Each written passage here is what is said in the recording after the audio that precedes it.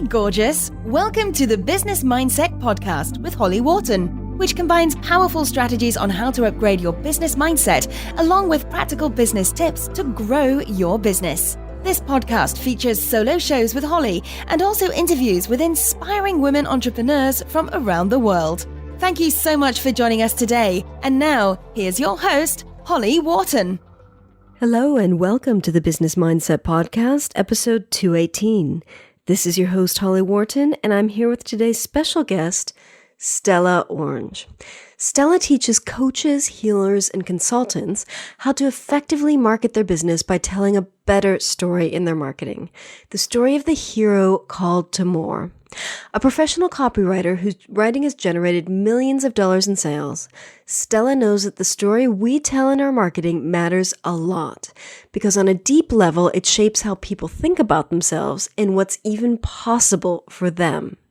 I am super excited to welcome Stella onto the show because new marketing is something that I've been talking about and thinking about for several months now. So Stella is one of the people who has first, as far as I know, been talking about new marketing. And she's here today to talk to us a little bit about that. So welcome, Stella.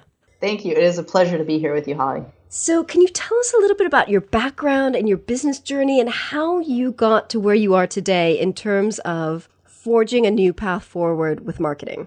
Yep, I will give you the nutshell version. Perfect. Which is, I got into marketing through the back door and this whole business thing through the back door. I'm actually formally trained as an outdoor educator, an adventure guide, and public school teacher. And so that in and of itself brings me to this point. Some of you will be like, well, actually, your audience will be like, that makes total sense. But when I'm talking to a mainstream audience, they're like, what? That makes no sense. Why don't you have a degree in marketing or advertising? It's like, well, that's not how I roll. So I've been doing this work for 8 years, and I come to this work from a public education background. I also worked in an art center in the nonprofit world, and I also am a self-taught dramatist and playwright. Mm-hmm. So I had the experience of writing short plays and having them staged at the local theater. And then that got me into acting and doing improv professionally. I don't think of myself as an actor, but I do think of myself as a writer who gives other people words. And in a performance context, I wanted to understand what is it to receive someone else's words and actually embody them and give them life. So that took me to acting. So all of that is the nutshell version of how I got to this point. And when I started my copywriting business, I was writing websites, not like the coding or the design, but writing the words on people's websites. That's how I started 8-9 years ago. And as a new copywriter who just made up the fact that she was a copywriter, I had a lot of faith in my own abilities and my skill as a writer, but I didn't necessarily trust that I knew how this whole marketing and copywriting thing went. And so I went down the path, like so many of us do, of following what the people say you should do to market your business, which is write the headline with 3 benefits and use all caps and exclamation points and highlight it and put it in red. Definitely in the center of that shitstorm. And I thought that that's what I had to do. Yeah. And it was probably a couple years in of getting paid to write people's big, long sales letters that make them lots of money and email marketing campaigns, things like that, along with websites. I really got it heavily into the sales and persuasive component of writing. And I'm self-taught. I understand how words affect people and emotions move people and all of that stuff because I come from a theater background. And so as I'm having that experience, this voice, what the poet Mary Oliver calls the still small voice within, was getting louder. And she was saying, this is shit. This advice that conventional marketers tell us that we must do our marketing in this way. We must touch the pain. You can't see my air quotes, but they're there. Touch the pain of our ideal clients in order to get them to work with us. There was some nugget of that lodged itself deep within my heart and my soul, and it just felt wrong. But at the time, all I knew was I thought it was just really piss poor writing. And I've written all my life. Like I've kept journals. I have correspondences that have spanned decades. And I've written like for publication. Like I've written editorial pieces. And so I know a thing or two about writing. My playwriting's gotten staged. It's won awards. So I know about words and writing and storytelling. And I was like, these marketers are telling the world's worst story. And so I got curious about that. I was like, okay, what is the story that all traditional marketing advice is teaching people to tell? And there's one story, which is you, reader, are so dumb that you can't fight your way out of a brown paper bag.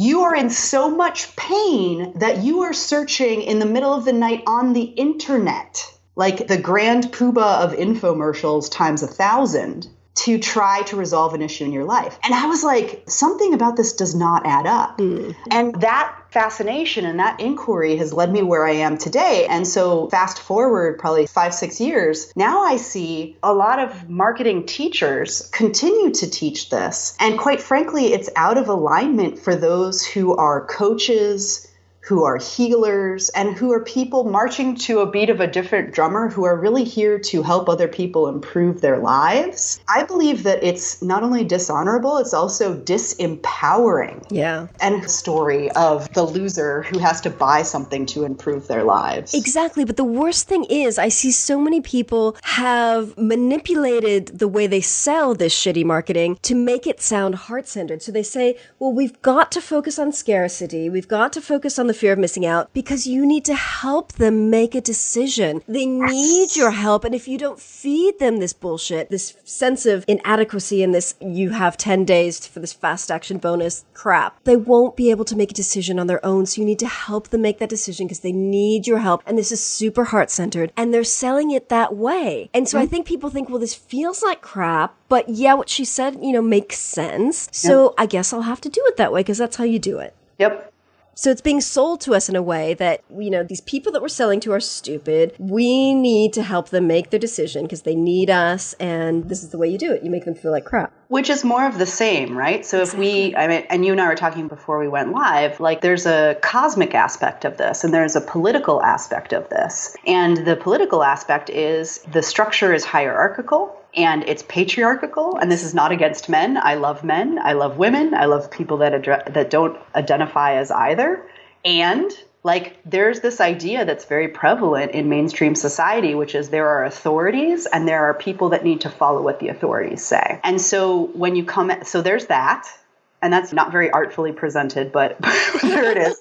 And then we move into the spiritual space, like the spiritual, online world or personal growth world or coaching world that tells people we're here to help you dream big and create a new reality for yourselves. But they're using the same power dynamic that we see in mainstream society, which is I am the authority and you need to follow what I say. And there's this appeal to fear, the appeal to fear of missing out.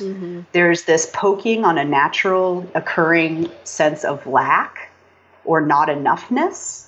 And so when we look at the emotional undercurrents that are underpinning these marketing messages, I actually, if you want to sell stuff like that, go to, but my problem is really with the people, as you're saying, that say on the surface, I must use these tactics, these psychological triggers that push on people's fear of not being enough and their fear of missing out and their fear that they're not going to get into my $1,000 mastermind. I need to manufacture this authority because it wouldn't work the other way. And it's okay, wait, hold the phone.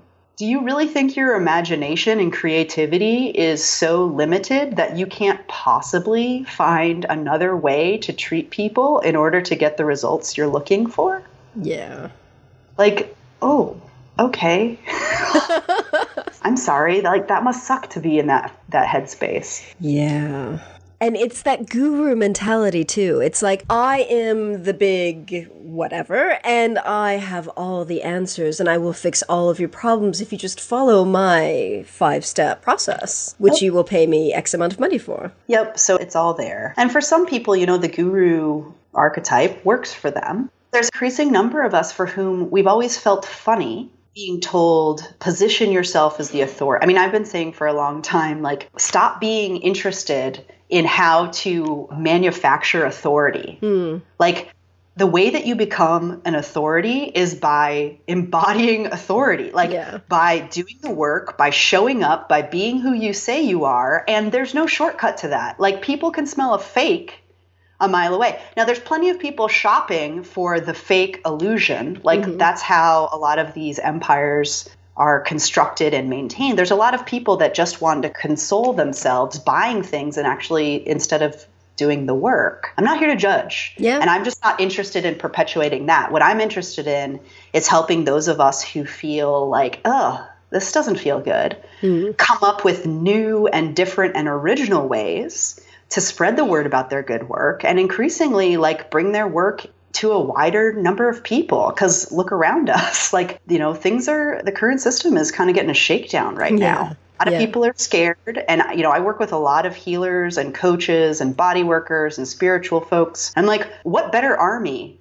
to come and show up in our own communities on the ground to be of service than us? Like, if you're really a coach who's interested in empowering people, like, start with what's going on in our communities, like on the ground. Get off the internet and show up in your tone. And I think this is really scary, though, because we know that the old marketing methods, they work because they manipulate people and they do get results oftentimes. So, yeah, I'm hearing different things. Okay. I used to say that. I'd be like, yeah, so they work. So part of it is like you have to like relax and trust that if it offends your own soul, there's something about it that's not for you. Yeah. And so you've got to blaze your own trail. But I also I've had copyright in the last, as I've gotten more vocal and more bald about this conversation, I've had marketers and copywriters, professional copywriters, reach out from like behind the scenes who are writing for some of these big dog empire folks. And they're telling me it's not working in the same way. And I'm also witnessing, and I don't spend a lot of time observing other people's marketing. I write for the online space, but I try to spend as much time offline as I humanly can. But I'm noticing some of the bigger name empire, like big dogs of internet marketing, are pivoting their messages to talk about authenticity. And it's so funny because it's like, you can just tell it's their costume du jour, that some report has come and crossed their desks to say like, oh, authenticity is the new black, And I'm not here to demonize people, but I was just like, oh, that's really interesting that you're still using these old traditional like internet marketing methods of generating sales that rely on these undercurrents of like these darker emotions of fear, scarcity, lack, don't want to miss out, want to belong, all of this stuff, which are completely human, by the way. Yeah. And then they're putting this like sheen on it. I'm like, oh, that's so fascinating. But the truth is people can tell, like people can feel it. So anyways, I just wanted to jump in there because I'm in question right now. Like, is it actually working or are these folks who have built these ginormous multi-million-dollar businesses also kind of scrambling because they can tell that there's a sea change afoot? I like that. So how do we forge a new way forward? Because we have all these examples for the old way of doing things, but we don't have very many examples of new ways of connecting with people and marketing ourselves.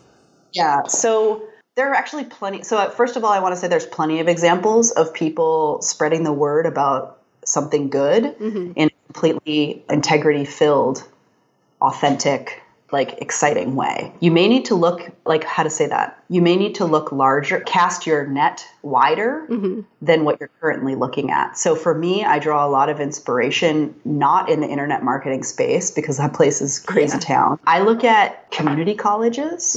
I look at artists, like visual and performing and musical artists. I look at yoga studios, like bricks and mortar places, like basically people that don't have part of their conversation being this like get rich quick thread through it. Because and also grassroots activism. Like you can take you look at, there's examples all around us of people spreading their messages in really clever and thoughtful and innovative and low cost ways, quite frankly. But you may need to widen your scope beyond the internet. The second piece of advice that I give to people when I'm talking about this, when we're having this conversation, we're like, oh my gosh, yes, I've noticed that too. I'm so relieved I'm not the only one to see that. And oh, okay, I'm not crazy because it never felt right for me to do that when a coach or expert told me to do that. Like there's this sense of relief when I'm having this conversation in rooms of business owners. And the simplest thing I can say is like, just notice what feels good. Yes. Notice what feels like, let feeling good be your touchstone. And if, like on the receiving end, if you're on someone's email list and they're treating you in a way that doesn't feel good to get you to buy from them, notice that and then recognize that you're not powerless. Yes. You have a choice. And so I unsubscribe. When I see people pulling that shit, I'm like, goodbye. It's very like, bye-bye. Like it's like my pretend reality show. And then I have clients that we have this conversation in my world, obviously, and we're talking like about how do we start to create this newer form that really lifts people up. And I've got clients that are on people's webinars. They're like, oh my gosh, they were using the fear-based stuff the whole time on this webinar. And like, while that can be uncomfortable to experience, just notice it. Yeah. And that noticing is actually creating room for you to engage your creativity and engage your curiosity and engage your imagination and be like, all right, what did I not like? So you can actually do an autopsy when you're in one of those moments. Like, and all of a sudden you're like, oh my gosh, I can't believe this is happening. And I have this, I used to be like really timid and shy. Like I'm a well-trained salesperson and I've sold like lots and lots of stuff in writing and then in conversation with people. But I used to be really timid about going to like bricks and mortar spaces, like going to buy a car or going to buy a mattress. Like I used to be kind of a shrinking violet about that stuff because it was just really intimidating. It tends to be like a man space and they tend to use these high pressure traditional sales tactics. And part of the way that I was practicing this faculty when I was coming to an awareness about this issue and where I wanted to locate myself in response to it, I was like, oh, wait, like this guy's using a sales tactic on me. I know the sales. I've studied sales. Like,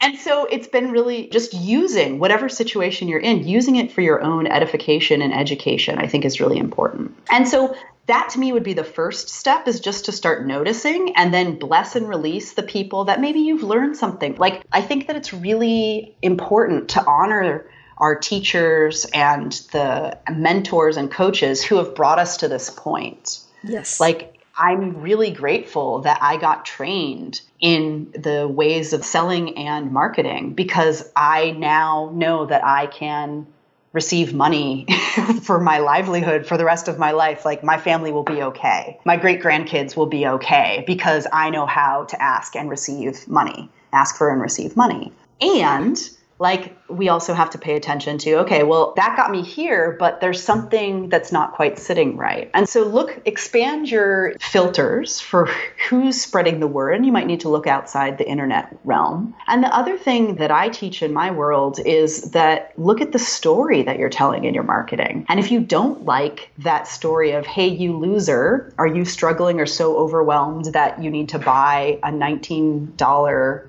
info product to get some relief? Like, if that story has never sat well with you, what other stories are out there?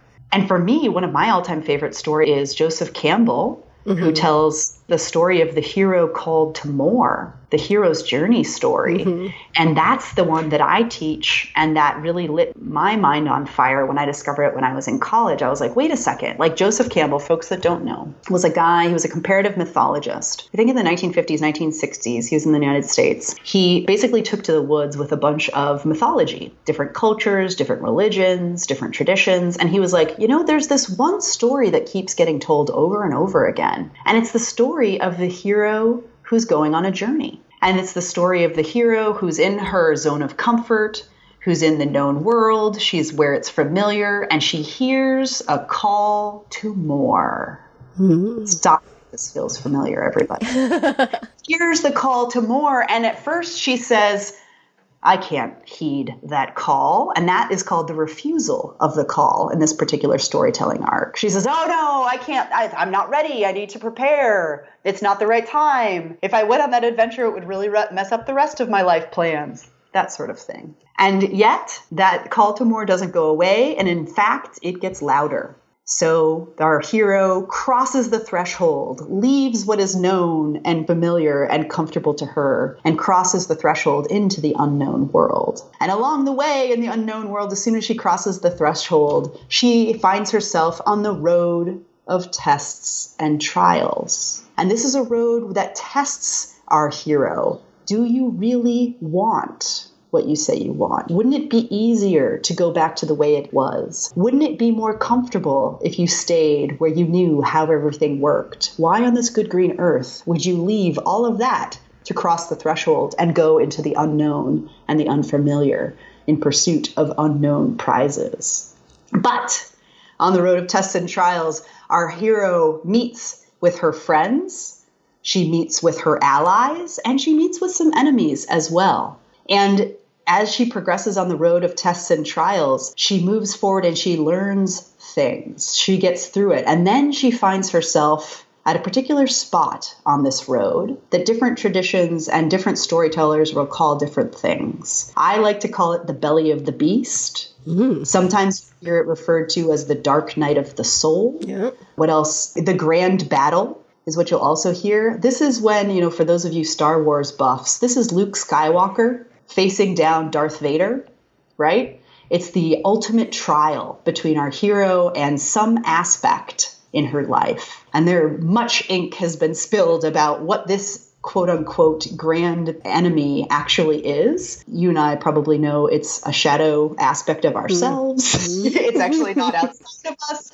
When I forgot one too, is along the road of tests and trials, our hero often is gifted a magical tool from a mentor or an ally. And this would be like Luke Skywalker was gifted the lightsaber, right? Or this would be in Dorothy and the Wizard of Oz, it's her ruby slippers. And so somehow, some way, that magical tool actually helps the hero face down whatever she needs to face in the belly of the beast, or the dark night of the soul, or the grand battle. And if our hero is victorious in that grand trial, that grand test, she wins some sort of prize, some sort of elixir, some sort of gift that is only bestowed upon those who actually have the bravery, or I don't even know. Sometimes it's not bravery, right? Sometimes we just find ourselves in the belly of the beast. We're like, oh my God, how did I get here?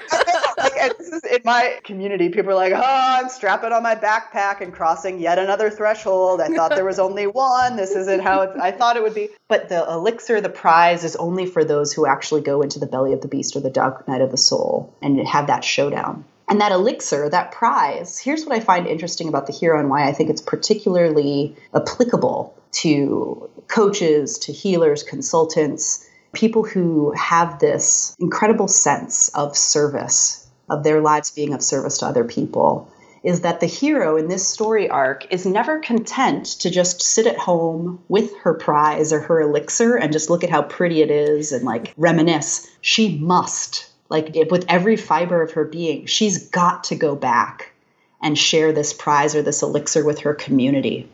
And so this too is part of the hero's journey, is it's coming up with going into the depths of the unknown, the darkness of the night of the soul or what have you, getting the prize or the elixir, and then going back home, returning to the community with the elixir and the prize. I've been teaching on this for the last year and a half, explicitly. And one of the things that people have noticed, especially for folks who have been doing their work for a while, is that practitioners, whether you're a coach, healer, body worker, consultant, what have you, teacher, many of us occupy a different part of this story. We hang out at a different part of the story. And so when I teach this, I teach it on a circle. It's the hero's journey story. And as I see it, all of these kinds of businesses that are called to be of deep service to other people are actually run by those of us who have gone on our own hero's journey. Mm-hmm. And then we also feel called to activate others on their own hero's journey. So there's this ripple effect happening. But for example, I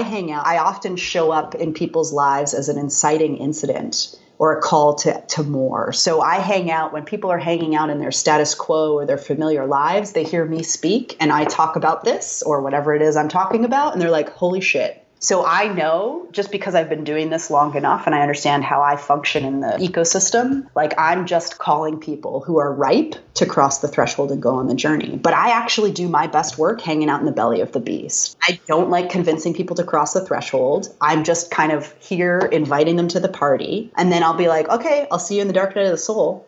And I actually don't do like heavy emotional, spiritual work with people explicitly. I'm doing it all through marketing, but the story itself is healing and it shifts things on a huge level. But I want to be hanging out with people that have already been on this cycle a couple times. They're like, oh yeah, hello, belly of the beast. Good to see you again. And that's where I'm like, hey, Stella Orange here. Like, welcome to the belly of the whale. Like, let's party. There's a whole bunch of us here. There's candles everywhere. This is the world's best disco in the belly of a whale. So that's the story that I teach as a framework for all marketing. And from there, people are like, great. Okay, so how do I incorporate that? Like, give me your 7 top tips. And I'm like, hell if I know.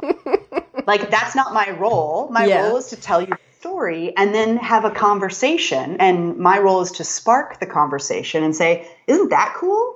How does that apply to your parenting business? How does that apply to your financial education for women's business? How could you use this story if you're doing video or you're doing social media or you're doing talks? How could you incorporate this story that is just baked into our bones as human beings, and human beings have been telling back and forth to one another for millennia? How could you use this and weave this into your work? And that, I think, is how we start this new marketing. Yes. And as the whole time you were telling that story, all I could think of was, I want to like rewrite, whether it's a blog post or my about page or my podcast episode or something, like tell my story within that framework. Yeah. I love it.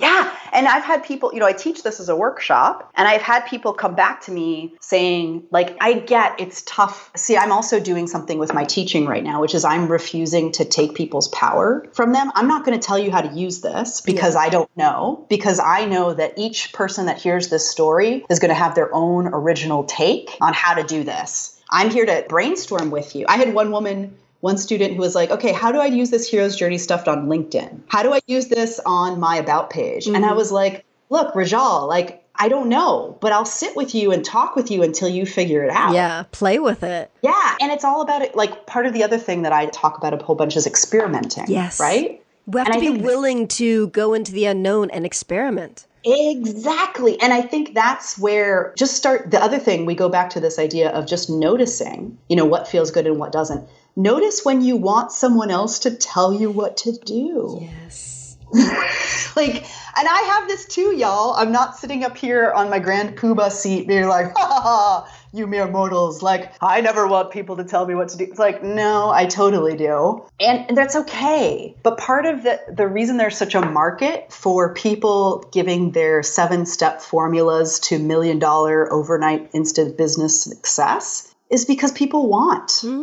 to give up that responsibility to another person. But that's not as much fun, I think. No.